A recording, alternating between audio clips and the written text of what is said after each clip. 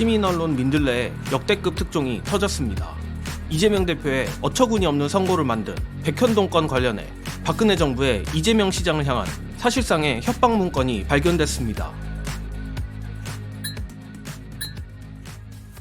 성남시 백현동 한국식품연구원 부지 용도 변경과 관련해 국토부로부터 직무유기를 문제 삼겠다는 압박을 받았다는 이재명 민주당 대표의 국정감사장 발언 배경을 입증하는 박근혜 정부 총리실 회의 문건 내용이 확인됐습니다.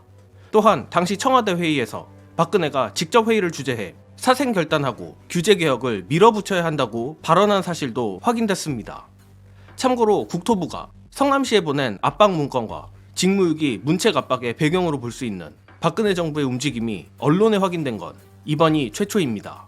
관련하여 탐사보도그룹 워치독이 입수한 2013년과 2015년 사이 국무총리 지시 문건을 보면 박근혜 정부 국무조정실은 매년 초 중점 추진 사항으로 국정과제 및 정책 현안 과제 추진 실태를 강조했는데 국무총리 지시 1호로 내린 업무 지침에 정부의 국정과제 및 정책 현안 과제 중 추진이 부진할 시 실태 점검을 해 원인 분석 및 개선 조치를 하라는 내용과 더불어 흥미롭게도 보완 방안 마련과 함께 인적 문책 병행이라고 써 있습니다. 특히 이러한 문건들은 단순히 공무원 업무 지침 수준이 아니라 매년 안행부를 통해 성남시까지 내려왔다고 합니다. 즉 이재명 대표가 지난 9월 20일 1심 결심 공판에서 협박이라는 표현에 대해 박근혜 정부 총리실에서 연초에 국책사업에 협조 안 하면 인적 문책한다며 이런 식으로 압박을 하더라, 직무유기로 문제 삼겠다고 하더라 표현한 것이지 구체적인 얘기를 한 게 아니라 말한 것에 물증이 드러난 것입니다. 심지어 이뿐만 아니라 앞서 언급했듯 2014년 3월 12일 박근혜가 직접 주재한 청와대 회의에 올라간 문건을 보면 백현동 소재 식품연구원을 콕 집어 용도 변경 필요 기간이라 적혀 있습니다. 가뜩이나 당시 회의에서 박근혜는 우리가 성장을 해야 하는데 규제라는 암을 같이 안고 사는 것은 나라를 발전시키지 못하는 것이고 이것은 심각한 문제다. 사생결단하고 규제개혁을 밀어붙여야 한다라고까지 강하게 발언한 바 있는데 결국 그날 회의에 올라간 문건에 백현동 식품연구원이 강조돼 있던 것을 감안하면 박근혜의 사생결단 발언은 백현동 건을 빗대 말한 것이나 다름없다는 것입니다.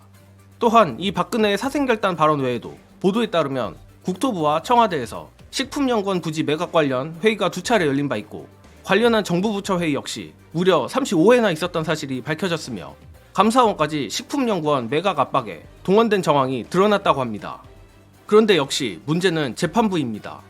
이재명 대표의 공선법 1심 재판부는 이 대표가 협박을 받았다고 주장한 데 대해 허위사실 공표라며 유죄 선고를 했지만 박근혜 정부가 총동원되다시피 한 압박 정황들은 판결문에서 거의 다루지 않았습니다.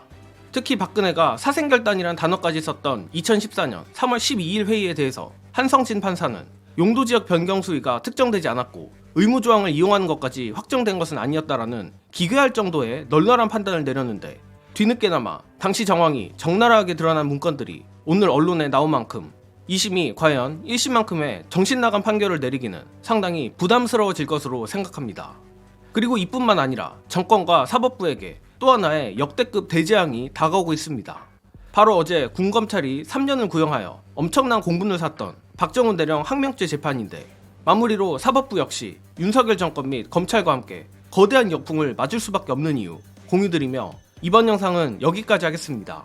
시청해주신 여러분 감사합니다. 자, 어제 박정훈 대령 전 수사단장 구형이 있었습니다. 결심하면서 3년형을 구형을 했습니다. 어떻게 보셨습니까? 예, 이 검찰의 그간의 그 패악 무도한 행태를 봤을 때는 예상됐던 일이다. 근데 판결을 1월에 한다는 거예요. 근데 그 사이에 문제가 찜찜한 게 다음 주에 있는 군 정기 인사다. 네. 만약에 박정훈 대령이 선고 공판에서 무죄를 받으면 이 정권에 상당한 역풍이 되기 때문에 이게 인사권으로 개입한다 그러면 지금이 가장 취약한 시기라는 거예요. 두 번째는 이재명 대표에 대한 1심 판결에 대한 여론의 역풍은 이미 불기 시작했습니다. 그렇죠. 국민의 이게 잘못된 판결이라는 여론이 더 높아요. 이 건까지도 유죄 판결이 나오면은 이제 국민들이 군이건 민간이건 간에 사법 질서를 신뢰하지 않는다는 이 역풍은 또 정권에서 계산을 못하고 있을 거라.